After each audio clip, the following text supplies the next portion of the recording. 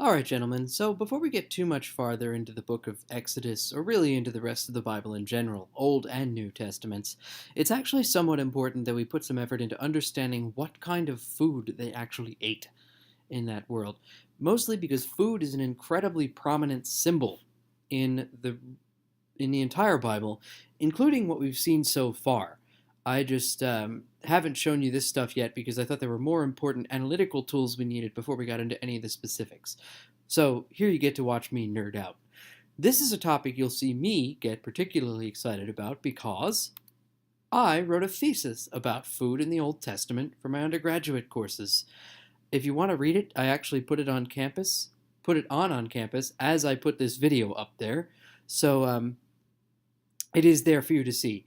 Quick warning, it is 58 pages of Mr. Greeby raving about stuff, so it may be too boring, but maybe worth a look if you're curious.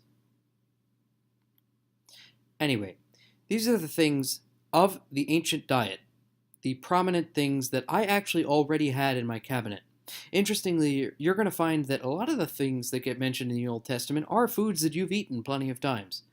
On the left, of course, I hope is a food you have not had too many times, bottle of wine.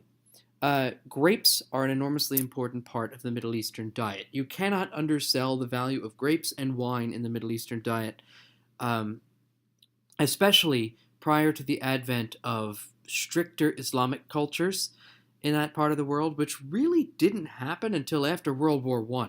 There are now, of course, parts of the Middle East where you can't get wine because it's illegal to drink it, but wine and grapes are incredibly important in pretty much all ancient cultures in that part of the world. In the middle there, you see 2 bags of flour. There are a great many kinds of flour that were very important in the ancient world. Rye is pretty high up the list. White flour, like you know now, as long as it's unbleached, obviously bleaching flour is a more recent idea, but as long as it's unbleached is not that different from what they would have had. There's also spelt, which you may be familiar with if you have more of an organic diet. And then there are other types of flour that you may only be familiar with if you're sort of gluten-free. But rice flour is a big deal. And then there are, of course, other kinds too. Flax, all manner of other things, basically. Buckwheat. Buckwheat was very important, at least in Italy and Greece. A little bit less so in the Middle East, but still prominent there. In front of those, I have on 2 plates 2 kinds of other grain that would have been very popular back then. One is red lentils. If you remember, I mentioned red lentil soup when we were studying the book or the story of Jacob and Esau, and I said to you that Esau sold his birthright for red stuff in the Bible. Most likely, it was a soup very much like what you see here. This is a Turkish version, but it was probably just a Middle Eastern ancient version of the same thing. To the right of the red lentils, we have what's called bulgur, or bulgur, depending on who you talk to. Bulgar. It's pretty thick as it's ground here, and what it's ground here for is a type of soup. You can boil it into the red lentil soup that I mentioned on the previous page. You can also grind it thinner and turn it into a kind of bread. To the right of that, we have olive oil. Olive oil is enormously important in the ancient world. Just as our American empire, in many respects, puts a lot of effort into getting motor oil, the kind of oil, petroleum, the Roman Empire was very, very heavily dependent on oil production as well, in this case, olive oil. To the right of the olive oil, we have salt and pepper, which stand in for the great many spices that would have been necessary, that would have been staples of that diet. The Roman Empire, which exists at the time of the New Testament, had trade connections as far away as China and India. The Greeks, prior to that, will also. The Jews don't trade quite as far and wide, but if you think about it, even they are influenced by the Babylonians. They're influenced by, later on the Persians. But even if we just consider the Babylonians, who are based in Iraq, they have many, many spices also. So those stand in just for a handful of the ones that we would have seen in that diet. When we speak of the ancient Middle Eastern diet, it is literally impossible to oversell the value of grain, bread, olives, olive oil, Spices like garlic, salt, and pepper, as you see here, and grapes. Grapes, of course, becoming wine.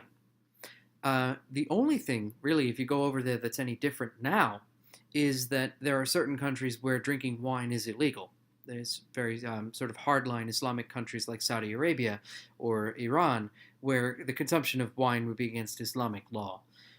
Even in those countries, though, grapes are very prominent, and in all of those countries, bread and olives are enormously important. People may think to themselves, well, this is interesting because those people seem to have had a very carb heavy diet. Of course, in our society, we encourage a low carb diet. But if you think about it, in the ancient world, a carb heavy diet makes perfect sense. The idea that a regular, average, everyday person, the average American peasant, if we dare use the term, can get his hands on chicken, beef, fish, eggs, nuts, avocados, hummus, all manner of other things that contain protein and fat is, without too much effort, really, is pretty remarkable. Those are foods that are difficult to make. They're difficult to grow. Meats, especially, if you remember anything from your bio class, is that if you want a 100-pound cow, which is a very small cow, I guess, but let's say a 1,200-pound cow, we have to feed that animal 10 times its own body weight in plants, because 90% of the energy that that animal consumes gets used. So, a 1,200-pound cow would have to eat 12,000 pounds of grass. That makes meat very expensive. Nuts are kind of the same way.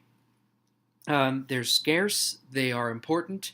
Other animals compete with humans for them, and so they're not really worth going out of your way for. And as much as, again, cheese and dairy are going to be important in that diet, they're going to be luxury items. Because in reality, cheese and dairy, I guess it should be particularly obvious, other animals kind of want to use their milk for their young, and they don't want to give it up for humans.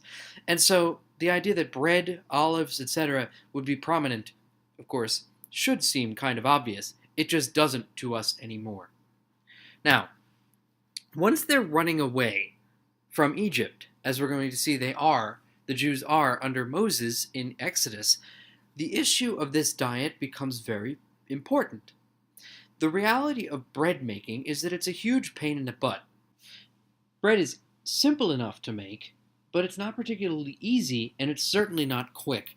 Nowadays, what we do is we throw together some yeast and some flour and some olive oil, some salt, some water in a bowl, and we let it rise. But even that, you have to let it sit still for an hour or two, and then you have to punch it down. It doubles in size in that hour or two. You have to punch it down and then knead it, and then let it rise again for another hour or so.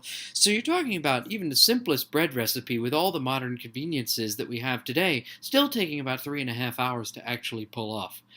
In the ancient world, yeast didn't come in little packets or in a jar. It occurred naturally in the air. It still does, actually.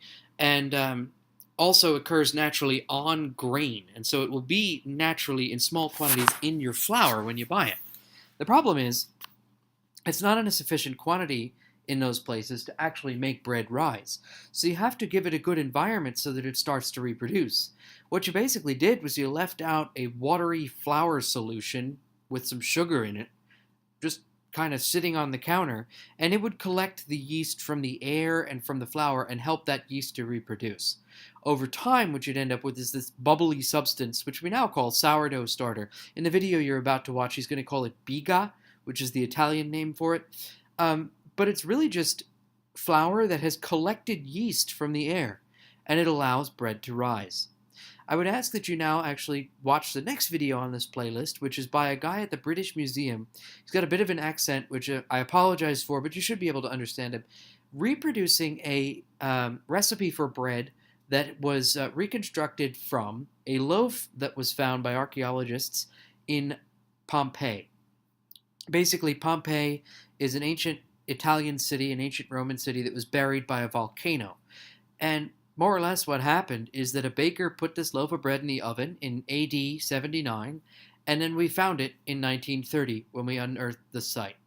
So, this cook is actually going to reproduce exactly the kind of bread that they would have made in Italy, and it's probably pretty similar to how they would have made bread in the ancient Middle East, our context.